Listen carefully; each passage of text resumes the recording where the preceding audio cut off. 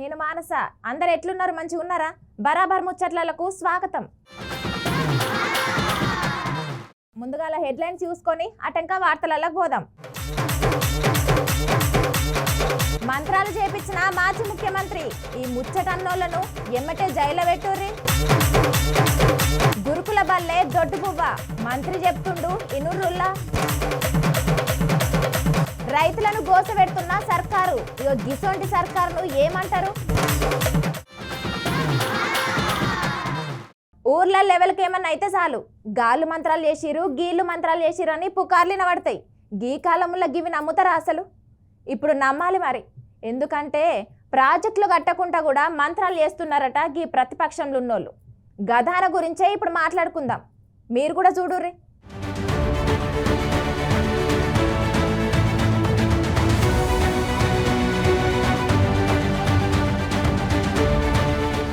వెనకట ఊళ్ళల్లో చిన్నప్పుడు అంటుండే వాళ్ళు శుద్ర పూజలు చేసి అది చేసిర్రు ఇది చేసిర్రు, వాళ్ళ ఇంట్లో మంత్రాలు వస్తాయి, వాళ్ళకి మంత్రాలు వస్తాయి అని చెప్పేసి.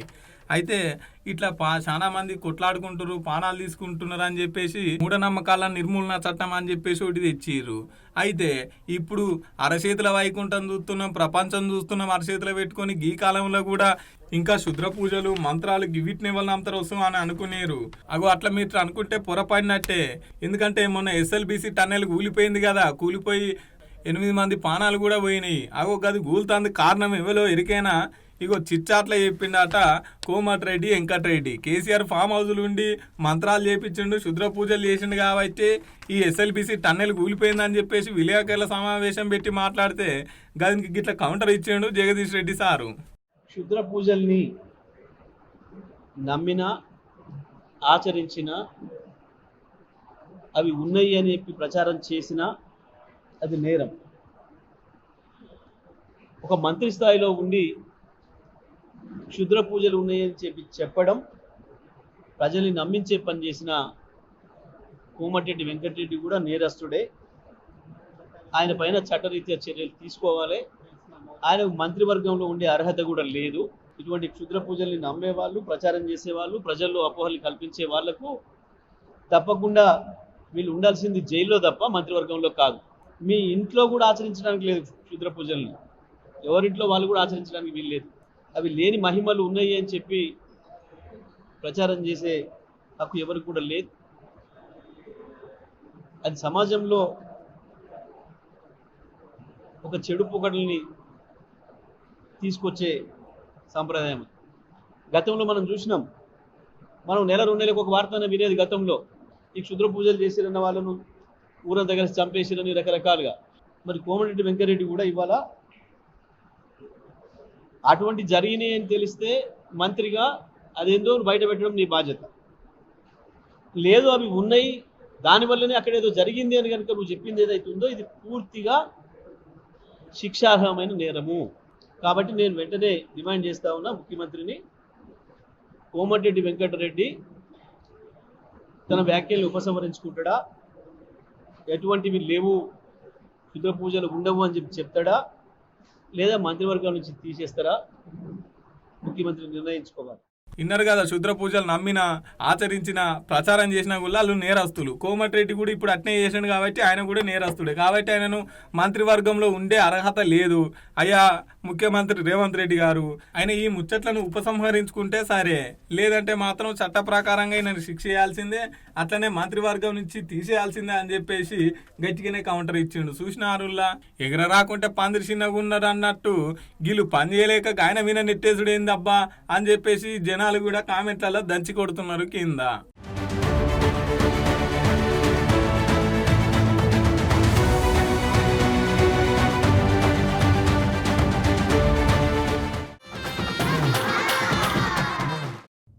అరే దినాం ఎన్నో తన ఫుడ్ పాయిజన్ ముచ్చట బయటకు వస్తున్నా కూడా సర్కార్ ఆఫీసర్లు నిమ్మకు నీరెత్తినట్లే ఉంటున్నారు కదా. కుద్దు మంత్రి కూడా పోయి అరుచుకునేదాకా ముచ్చట బయట పడలేదంటే ఇంకా బయట పడినవి ఇంకెన్నుండొచ్చు చెప్పుర్రి. ఇక గిసొంటి బువ్వ పెట్టినాక పిల్లలు ఎట్లా ఆరోగ్యంగా ఉంటారు చెప్పుర్రి. ముందుగాలనైతే గీ ముచ్చట చూడుర్రి.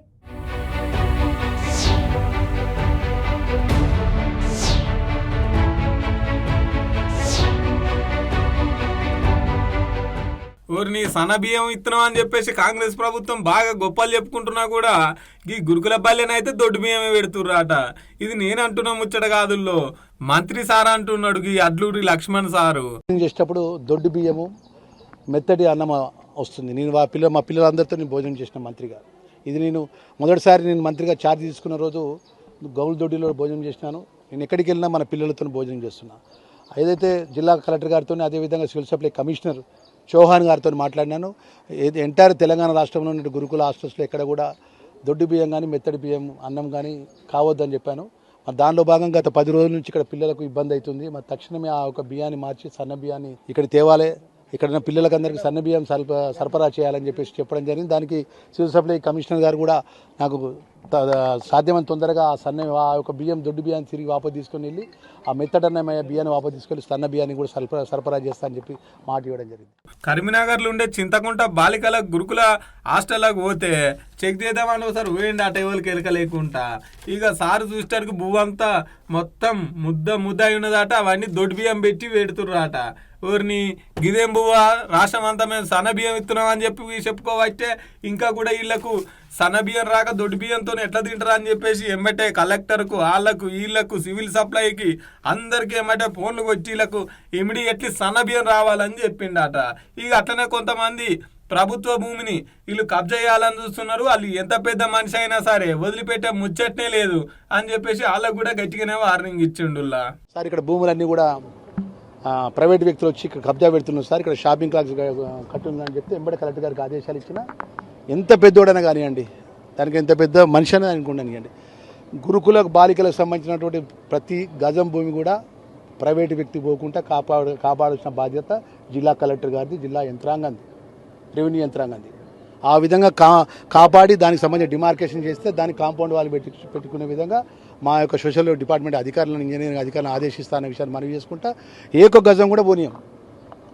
బాలికలకు గురుకులకు సంబంధించినటువంటి ఏదైతే మా గర్ల్స్ పిల్లలు ఉందో మా ఆస్తులు మాకే చెందే విధంగా ప్రత్యేక దృష్టి పెడతామనే విషయం మీ ద్వారా తెలియజేస్తాను. ఇట్లా గురుకులాలలో దొడ్డు బియ్యంతో భోజనాలు పెడుతున్నారని చెప్పేసి, దొడ్డు బియ్యం పంపొద్దని చెప్పేసి కలెక్టర్లకు, సివిల్ సప్లైలకు, వీళ్ళందరూ కమిషనర్లకు వీళ్ళందరికీ ఫోన్లకు వచ్చి చెప్పిండట.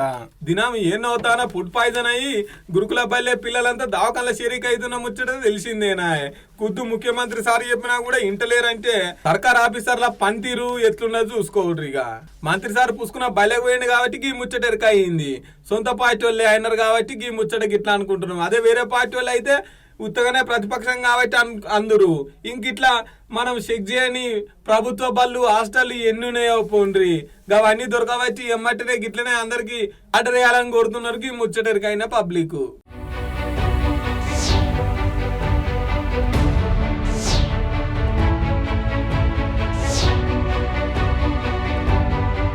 ఎద్దేడ్చినా వ్యవసాయం బాగుపడదు, రైతు ఏడ్చిన రాజ్యం బాగుపడదు అన్నట్టు ఈ సర్కారు రైతులను బాగా గోసపెడుతున్నదట కదా. రైతులు రోడ్డెక్కి నిరసన తెలిపేదాకా వచ్చిందంటే ఎంత ఇబ్బంది పడి ఉండాలి. మరి సర్కారు ఏం చేస్తున్నట్టు, సర్కార్ ఆఫీసర్లు ఏం చేస్తున్నట్టు? ఈ రైతుల గోస్ ఇంటుంటే గోస్ అనిపించబట్టే. మరి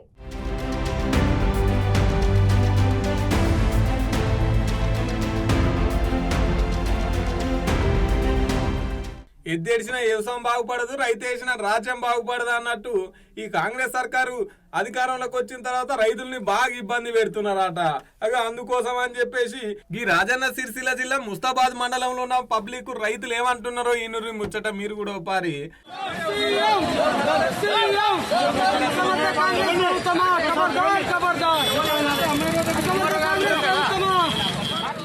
ఆడ పోలీసు వాళ్ళు కూడా ఉన్నారు కదా, పోలీసు వాళ్ళు ఏమో అంటున్నారు.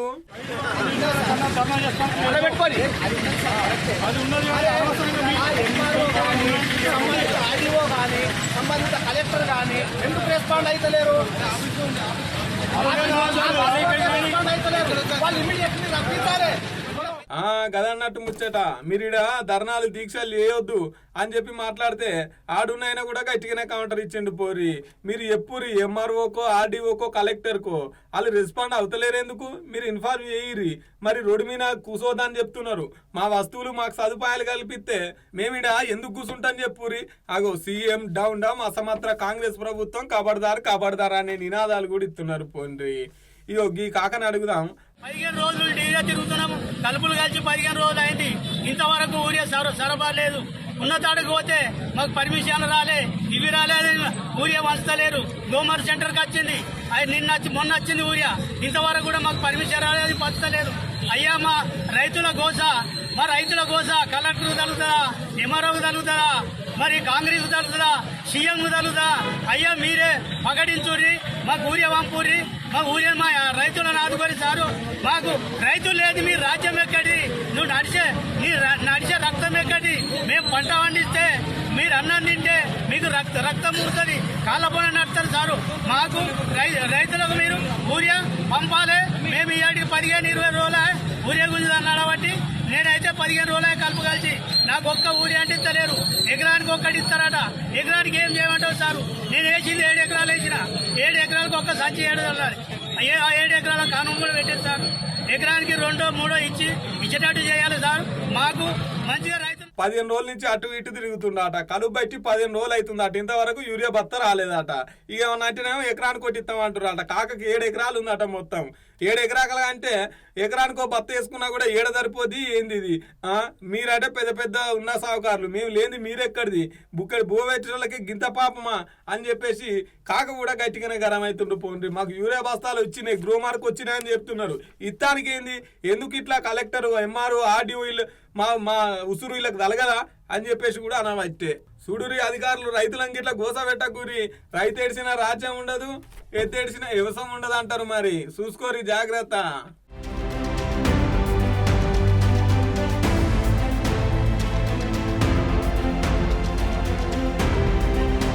ఇప్పుడు మా సీను ఖాన్ని పిలుద్దాం. హాయ్ మధు. Hi hi. ఇప్పుడు మునుగోడు ఎమ్మెల్యే ఉన్నాడు కదా రాజగోపాల్ రెడ్డి, అతను కాంగ్రెస్ పార్టీలోనే ఉన్నాడు కదా, ఎందుకు ముఖ్యమంత్రిని విమర్శిస్తున్నారు? అయితే మునుగోడు ఎమ్మెల్యే రాజగోపాల్ రెడ్డి, ఈయన కాంగ్రెస్ పార్టీ, ఇప్పుడు అధికారంలో ఉంది కాంగ్రెస్ పార్టీ. కాంగ్రెస్ పార్టీ అభ్యర్థి సొంత పార్టీలో ఉంటూ ప్రభుత్వాన్ని విమర్శిస్తున్నాడు. ప్రభుత్వానికంటే ఎక్కువగా ముఖ్యమంత్రి గారిని విమర్శిస్తున్నాడు, రేవంత్ రెడ్డిని విమర్శిస్తున్నాడు. ఎందుకంటే గతంలో టీపీసీసీ ప్రెసిడెంట్ రేవంత్ రెడ్డి అయిన తర్వాత ఈ రేవంత్ రెడ్డి టీపీసీసీ అధ్యక్ష పదవి ఇవ్వడాన్ని ఈ రాజగోపాల్ రెడ్డి వ్యతిరేకించిన తర్వాత ఈయన తెలుగుదేశం నుంచి వచ్చి చక్క ఈయనకి టీపీసీసీ పగ్గాలు ఇచ్చుడేంది, కాంగ్రెస్ పార్టీ పగ్గాలు ఇచ్చుడేంది అని చెప్పేసి వాళ్ళకి పడక ఈయన వెంటనే బీజేపీకి వెళ్ళిండు. మునుగోడు, అప్పుడు కూడా మునుగోడు ఎమ్మెల్యే ఉన్నాక కూడా మునుగోడు శాసనసభకు రాజీనామా చేసి, ఎమ్మెల్యే పదవికి రాజీనామా చేసి బీజేపీలో చేరిన తర్వాత అప్పుడు మళ్ళా బై ఎలక్షన్స్ వచ్చినాక కూడా మళ్ళీ అక్కడ బీజేపీ నుంచి పోటీ చేసి అక్కడ కూడా గెలుపొందిండు. తర్వాత సంవత్సరానికే మళ్ళీ ఎలక్షన్స్ వచ్చినాయి. మళ్ళీ ఎలక్షన్లు వచ్చినప్పుడు ఇక మళ్ళీ సొంత పార్టీకి రావడానికంటే ముందు నీకు మళ్ళీ కాంగ్రెస్ పార్టీ నుంచి టికెట్ ఇస్తాం, తర్వాత టికెట్ ఇవ్వడంతో పాటు ఒకవేళ గెలిస్తే మంత్రి పదవి ఇస్తాం అని చెప్పేసి బీజేపీ నుంచి కాంగ్రెస్లోకి మంత్రి పదవి ఇస్తాం టికెట్ ఇచ్చిన తర్వాత అని చెప్పేసి మాట్లాడిరట. అందుకోసం అని చెప్పేసి మంత్రి పదవి వస్తుంది అని చెప్పేసి బీజేపీ నుంచి ఈయన కాంగ్రెస్కి వచ్చిన తర్వాత అధికారంలోకి వచ్చింది కాంగ్రెస్ పార్టీ. ఈయన కూడా గెలిచిండు మంచి మెజార్టీతోని. గెలిచిన తర్వాత అతి తక్కువ కాలంలోనే పార్లమెంట్ ఎలక్షన్స్ వచ్చినాయి కదా. అప్పటికి 9 మందిని ఏమో మంత్రివర్గంలోకి తీసుకున్నారు, ఏది ప్రమాణ స్వీకారం రోజే. ఇంకా 6గురిని తీసుకునేది ఉంటే తీసుకోలేదు. సో ఇంకా 6గురు ఉన్నారు కదా అని చెప్పేసి ఈయన ఓపిక పట్టిండు. అంతలోనే పార్లమెంట్ ఎలక్షన్స్ వచ్చినాయి. పార్లమెంట్ ఎలక్షన్లో కూడా చామాల కిరణ్ కుమార్ రెడ్డి, భువనగిరి పార్లమెంట్ అభ్యర్థి ఎవరైతే ఉన్నారో చామాల కిరణ్ కుమార్ రెడ్డిని గెలిపించండి, మీకు మంత్రి పదవి ఇస్తామని చెప్పేసి మళ్ళీ చెప్పిండట. సో 2 సార్లు మంత్రి పదవి ఇస్తామని చెప్పిండు కాబట్టి నాకు మంత్రి పదవి కావాలి అని చెప్పేసి వీళ్ళన్న కోమటిరెడ్డి సినిమాటోగ్రఫీ మంత్రిగా ఉన్నాడు, సొంత బ్రదర్స్. ఒక అన్నకు మంత్రి పదవి ఇచ్చారు కదా, ఈయనకు ఇవ్వడం ఏంటని ఇంకొంతమంది మాట్లాడుతున్నారు. అయితే దీనికి ఈయనే ఉదాహరణ ఏం చెప్పుకొస్తుండంటే, ఖమ్మం జిల్లాలో 9 మంది ఎమ్మెల్యేలు ఉన్నారు. 9 మంది ఎమ్మెల్యేలు ఉంటే 3కి మంత్రి పదవి ఇచ్చారు. మరి ఉమ్మడి నల్గొండ జిల్లాలో 11 మంది ఎమ్మెల్యేలు ఉన్నాం కదా, అది మా అర్హుడే నేను అర్హుడే కదా, ఇద్దరం దమ్మున్నోళ్ళమే కదా, ఇద్దరికి మంత్రి పదవి ఇస్తే ఏంటి ప్రాబ్లం? సో మొన్న దాకా ఓపిక పట్టిండు. మొన్న అడ్లూరి లక్ష్మణ్, తర్వాత వివేక్, వీళ్ళకి ఇచ్చిన తర్వాత ఈ లిస్టులో ఆయన పేరు ఉంటుందేమో అని అనుకున్నాడు. కానీ 3కే ఇచ్చారు. ఆ తర్వాత ఇక నా పేరు రాలేదని చెప్పేసి అప్పటి నుంచి ముఖ్యమంత్రి గారు నువ్వు పద్ధతి మార్చుకోవాలి, ముఖ్యమంత్రి గారు నువ్వు భాష మార్చుకోవాలి, ప్రజలకు 6 గ్యారెంటీల హామీలు ఇచ్చినాం, అవి ఇంకా అమలు చేయట్లేదు, ఊళ్ళే అందరు అడుగుతున్నారు అని చెప్పేసి ఇక ఉన్నది ఉన్నట్టు మాట్లాడడం స్టార్ట్ చేసిండు అన్నట్టు. ఇప్పుడు మంత్రి పదవి ఇస్తేనేమో సపడేకుండు, ప్రభుత్వం మనది, పాలన మనది అన్నట్టు బాగుండు. ఇక మంత్రి పదవి ఇయ్యలే కాబట్టి ఉన్నది ఉన్నట్టు మాట్లాడాలి, ఉంటేది పోతేంది. అవసరమైతే రాజీనామా కూడా చేస్తా, ఇంతకుముందు చేసిండు, ఇప్పుడు మళ్ళీ చేస్తా అని చెప్పేసి మాట్లాడుతున్నాడు. ఇప్పుడు ఎవరైతే మునుగోడు ఎమ్మెల్యే ఉన్నారు కదా రాజగోపాల్ రెడ్డి వాళ్ళ అన్న కోమటిరెడ్డి వెంకటరెడ్డి, అతనేమంటున్నాడు మరి? ఇప్పుడు ఆయన ఏమంటుండంటే, ఈయననేమో రాజగోపాల్ రెడ్డి ఏమో ఇదే నువ్వు లాస్ట్ సారి సీఎం, ఒకవేళ అధిష్టానం ఎవరు చెప్తే వాళ్ళు సీఎం అవుతారు, నువ్వు మళ్ళీ ముఖ్యమంత్రి అని ప్రకటించుకోవచ్చు అని రాజగోపాల్ రెడ్డి అంటున్నాడు. కానీ సొంత బ్రదర్ ఇప్పుడు మంత్రి వెంకటరెడ్డి ఏమంటున్నా అంటే, ఎల్లకాలం నువ్వే ముఖ్యమంత్రి ఉండాలి, ఇంకో 10 ఏళ్ళు నువ్వే ముఖ్యమంత్రి ఉండాలి, సారీ తమ్ముడు అంటున్నాడు. ఇప్పుడు ఆయన ఏం చేయలేని పరిస్థితి, సొంత అన్ననే, ఆయన కూడా ఏం చేయలేని పరిస్థితి. ఇటే అన్ననేమో ముఖ్యమంత్రిని వెనకకేసుకొస్తుండు, తమ్ముడేమో ముఖ్యమంత్రిని విమర్శిస్తుండు. ఇప్పుడు సొంత కుటుంబంలో ఒకటే ఇంట్లో అన్నదమ్ములకు 2 మంత్రుల పదవులు ఎట్లా ఇస్తామని చెప్పేసి బయట వాళ్ళు అంటారు. అవును కదా. సో అన్న ఏం మాట్లాడలేనటువంటి పరిస్థితి. అన్న సైలెంట్గానే ఉండు ప్రస్తుతానికి అయితే, ఎందుకంటే గతంలో చూసిండు ఈ రాజగోపాల్ రెడ్డి బీజేపీలోకి పోతుంది అన్నప్పుడే ఈయన సైలెంట్గా ఉండడం, సైలెంట్గా ఉంటే ఎంత విమర్శలు ఎదుర్కోవాలనో అంత విమర్శలు ఎదుర్కొండు. ఇప్పుడు మంత్రి సో సొంత ప్రభుత్వం మళ్ళీ ఎదురు తిరిగితే ఎట్లుంటుందన్న దృక్పథంతోనే ఆయన సైలెంట్గా ఉన్నాడు. మరి ఇంకా 3 మంత్రి పదవులు ఖాళీగా ఉన్నాయి కదా, అందులోకి ఏమైనా రాజగోపాల్ రెడ్డిని తీసుకునే అవకాశం ఉందంటారా? తీసుకునే అవకాశం అయితే ఉన్నది. బట్ ఇది మరి ఈయన ఎట్లుంటుంది, ఈయన ప్రవర్తన ఎట్లుంటుంది, ఈయన నెక్స్ట్ ఏం చేస్తాడనేది, ఈయన ఎప్పుడు బాంబులు వేల్చేది తెలియదు రాజగోపాల్ రెడ్డి. అట్లా ఒకవేళ తీసుకుంటే తీసుకుంటుండొచ్చు మేబీ. ఇప్పుడు కాంగ్రెస్ పార్టీ అంటేనే చాలా సీనియర్ లీడర్లు ఉంటారు, చాలామంది ఉంటారు, అందరికీ పదవులు కావాలని కొట్లాడుతుంటారు. సో అట్లా ఉమ్మడి నల్గొండ జిల్లాలో ఆల్రెడీ 3 ఉన్నారు కదా, ఇంకోరు ఉంటే ఇబ్బంది ఏంటి అనేది ఈయన వాదన. చూడాలి మరి ఈయన ముఖ్యమంత్రి గారు పిలుపు మేరకు, ఇప్పుడు ముఖ్యమంత్రి చేతిలో మీద ఏముంటుంది చెప్పు, అంతా మళ్ళీ ఢిల్లీకి పంపాలి, ప్రొఫైల్ అంతా ఢిల్లీలో పాస్ అయితే ఈడ మార్కులు వేస్తారు, అక్కడి నుంచి మార్కులు రావాలి, ఈడేమన్నా సర్టిఫికెట్లు వంచడే. సో కాబట్టి ఈయన ఏమన్నా రాజకీయం చేసామంటే ఢిల్లీలో చేస్తే సక్సెస్ అవుతుంది. ఇప్పుడు పబ్లిక్ తో మాట్లాడతాం. నమస్తే. నమస్తే. ఏం పేరు అన్న? నాగేష్. ఎక్కడ మీది? సంగారెడ్డి. ఎట్లుంది రేవంత్ రెడ్డి పరిపాలన? ఏం బాగాలేదు. ఎందుకని? ఏముందన్నా ఏం చెప్పు, ఇక అన్నీ వేస్ట్. ఇప్పుడు అన్నీ హామీలు ఇచ్చిండు, ఏం చెప్పిండు చెప్పు? 6 గ్యారెంటీలు ఏం ఇచ్చిండు, గ్యారెంటీ ఏం ఇచ్చిండు చెప్పు? బస్ ఒకటి ఉన్నది, మిగతా ఏమన్నా చెప్పు? రైతు భరోసా వాళ్ళే, రైతు భరోసా రాలేదు, రుణమాఫీ కాలేదు, ఇందిరా మిల్లు రాలేదు, 500 గ్యాస్ బుడ్డి రాలేదు, 200 యూనిట్ల రాలేదు, ఉచిత బస్ ఎక్కుతలేరు, ఉచిత బస్సు ఒకటి ఎక్కుతున్నాం, ఒకటి ఎక్కుతాం, అదొకటి బెటర్, వేరేది ఏం లేదు. ఇక ఇంకా 6 గ్యారెంటీలు అని చెప్పేసి 6 గ్యారెంటీ లేవు, 3 గ్యారెంటీలు ఏం వస్తలేదు. మొత్తం ఏం డెవలప్మెంట్ లేదు, ఏం లేదు. ఇక అంతా మళ్ళా 10 years బ్యాక్ అయిపోయింది. ఇక సిటీలో కానీ ఎక్కడ కానీ మొత్తం డెవలప్మెంట్ లేదు. భూమిలో అమ్ముకున్నామంటే రేట్ లేవు. అప్పుడేమో ₹1 కోటి 80 లక్షలు భూమి, ఇప్పుడు 50 లక్షలు 40 లక్షలు ఎవడు కొట్టలేడు. ఏం చేస్తారన్నా మీరు? మేము ఫార్మా కంపెనీ అంటే ఇంతకుముందు కేసీఆర్ బెటర్ అంటే అప్పుడు అప్పుడు మనం అంటే తెలంగాణ అంటే మనకు ఒక తెలంగాణ అంటే మనకు అప్పుడు ఇది ఉండే. ఇప్పుడు ఆంధ్ర వాళ్ళు వీళ్ళు అప్పుడేక లేదు. ఇప్పుడు తెలంగాణ అంటే ఇప్పుడు మన రాష్ట్రం మనం అన్నట్టు మన గౌరవం ఉండే. 18 గంటలు కష్టపడుతున్నా అంటాడు ముఖ్యమంత్రి. ఇక అది ఆయనకే తెలియాలి, మనకు సంబంధమే అది. రాజగోపాల్ రెడ్డి ఐడియా ఉందా? ఆయన బాగా తెలుసు. ఇప్పుడు ముఖ్యమంత్రి బాగా బెదిరిస్తున్నాడు కదా. బెదిరిస్తున్నా ఆయన సీనియర్ లీడర్ కదా ఆయన. ఇప్పుడు ఆయన హోదా ఆయన, ఇప్పుడు ఈయన నిన్న మొన్న వచ్చి పార్టీలో జాయిన్ అయ్యి సీఎం అయిండు. ఆయన అయితే ఆయన సీనియర్ కదా, అప్పుడు తెలంగాణ కోసం కొట్లాట చేసిండు ఆయన. అంటే ఆయనకు మంత్రి పదవి ఇచ్చుడు ఇవ్వచ్చు, తప్పేం లేదు. ఆయన సీనియర్ ఇవ్వచ్చు, తప్పేం లేదు. ఆయన వాళ్ళ అట్లా ఉందన్న, వాళ్ళు సీనియర్ లీడర్. అప్పుడు 10 సీట్లు గెలిపొచ్చిరు ఆడ, మళ్ళీ ఇస్తే తప్పేం లేదు చెప్పు. అన్న నమస్తే. నమస్తే. నా పేరు మోహన్. ఎట్లుంది రేవంత్ రెడ్డి పరిపాలన? రేవంత్ రెడ్డి పరిపాలన 50-50 ఉందన్న. 50 పాజిటివ్ 50 నెగిటివ్ ఉంది. హైడ్రా తీసుకొచ్చింది మంచి, యాజ్ ఎడ్యుకేటెడ్ పర్సన్ చెప్పాలంటే హైడ్రా అనేది మంచి వర్క్. బట్ పూర్ పీపుల్ని డెమాలిష్ చేసేసి పెద్దవాళ్ళని వాళ్ళకి నోటీస్ పీరియడ్ ఇవ్వడం, లేకపోతే వాళ్ళని అనేది మంచిది కాదు. చేస్తే అందరికి ఈక్వల్గా డెమాలిష్ చేయమని, లేకపోతే వాళ్ళకి ఆఫ్ చేయమని చెప్పాలి. కానీ పెద్దవాళ్ళని చూసేసి మళ్ళీ కరెక్ట్ కాదు. అది ఒకటి నాకు. మాది మా నియోజకవర్గం మళ్ళీ కోనరెడ్డి సాంబశివరావు సిపిఐ మంచిగా చేస్తున్నారా? పర్లేదు మంచిగా చేస్తాను. ఆయన మాత్రం పర్లేదు. ప్రతి ఎవ్రీ మీటింగ్ అప్పుడు కూడా ఎవ్రీ విలేజ్కి వస్తారు, ఎనీథింగ్ ఇన్ఫార్మ్ చేస్తారు. ప్రతి విలేజ్కి ఎక్కడ ప్రాబ్లం ఉన్నా అంటే పిలిపించుకొని సర్పంచ్ వాళ్ళని పిలిపించుకొని సాల్వ్ చేస్తారు. అది మాత్రం మెచ్చుకోవచ్చు ఆయన విషయం. ఏం పని చేస్తారు? నేను సివిల్ ఇంజనీర్ అన్న. లోకల్ ఎలక్షన్స్ లో ఏ పార్టీ ఎక్కువ మెజారిటీ వచ్చే అవకాశాలు ఉన్నాయి? మెజారిటీ అంటే అన్న ఇప్పుడు జనరల్ చూసుకుంటే రాష్ట్ర ప్రభుత్వం అధికారంలో ఏదైతుందో అదే వస్తుంది.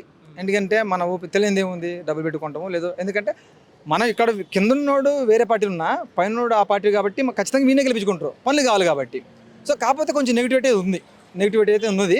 సరే ఎంత నెగిటివిటీ ఉన్నా కానీ నువ్వు లోకల్లో గెలిపించుకుంటే మాత్రం నా పైన ఏం చేయలేవు కదా.